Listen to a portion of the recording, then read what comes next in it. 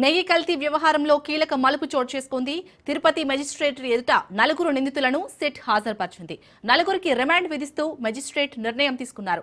CBI joint director Veeresh Prabhu నెల రోజులుగా తిరుపతిలో ఉంటూ విచారణను వేగవంతం చేశారు. Air dairy managing director Rajasekaran, ఉత్తరాదికి చెందిన డైరీ నిర్వాహకులను అదుపులోకి తీసుకున్నారు. యూపీకి చెందిన విపిన్ గుప్తా, పోమిల్ జైన్, అపూర్వ చావ్డాలను తిరుపతి మెజిస్ట్రేట్ ముందు హాజరుపరిచారు. నలుగురికి రిమాండ్ విధిస్తూ మెజిస్ట్రేట్ తీర్పు వెలువరించింది.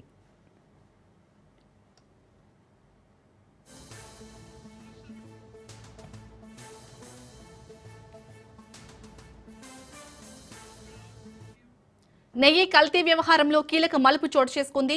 తిరుపతి మెజిస్ట్రేట్ ఎదుట నలుగురు నిందితులను సిట్ హాజరుపరిచింది. నలుగురికి రిమాండ్ విధిస్తూ మెజిస్ట్రేట్ నిర్ణయం తీసుకున్నారు.